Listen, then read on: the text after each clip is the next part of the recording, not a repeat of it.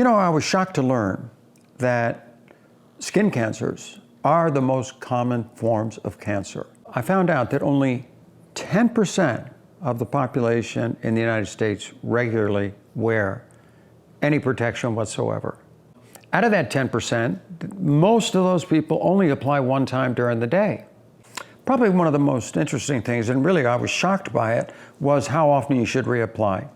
SPF products do not last forever on your face. They say 2 hours with good, good protection, but reapplying is extraordinarily important. And I think that's what people kind of miss. They think in the morning, especially girls, they get up, they put some SPF product on, and they think they're done for the day. That is not a case. You have to get products where you can reapply.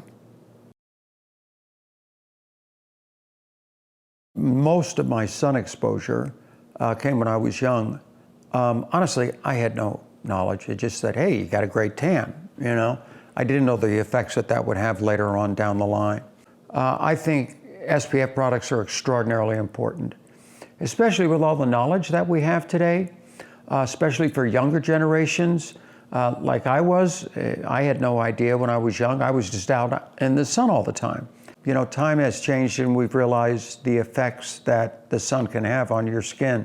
So yeah, I kind of regret not knowing that stuff back when I was growing up.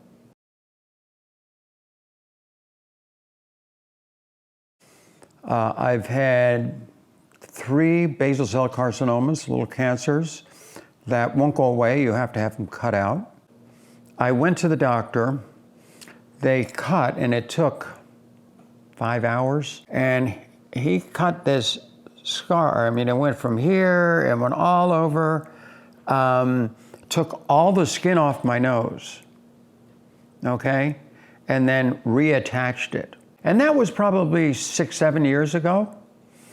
And then everything was fine, nose was doing good, couldn't see the scar, I'm moving on. All of a sudden, about 2 years ago, same thing. Same place, starts getting red, not going away. I'm thinking, oh no, they didn't get it all.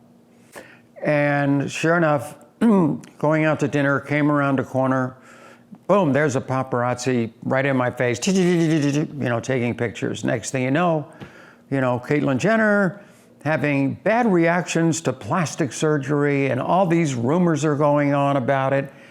And so decided that, you know, in this case, why don't I just do a post on Instagram, no makeup, no nothing, sitting on the edge of the bed, and say effects from sun damage, and kind of come forward with it and bring this issue forward. And boy, it was amazing the response that I got. Fortunately, the cancers that I did have were treatable, and it was a lot of work to get rid of them. Basically, they looked ugly, but they weren't life-threatening. I mean, what if I would have gotten a melanoma on my face or on my foot or something like that? These things kill people.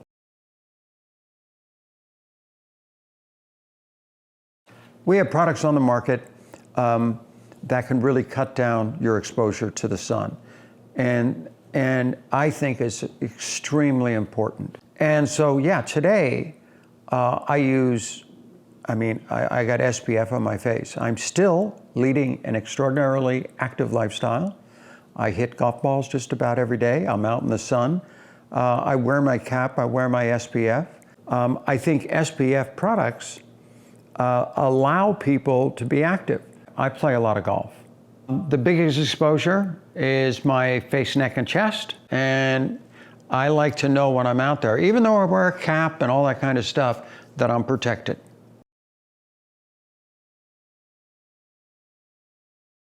Once I went public with my skin cancers that I've had, what I realized is, you know what?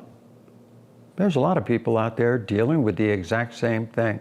We have an ozone layer that we don't know what's going on with it. More UV rays coming down. This issue is not going to get smaller, it's only going to get bigger. You know, we have to take these issues very seriously when it comes to sun exposure.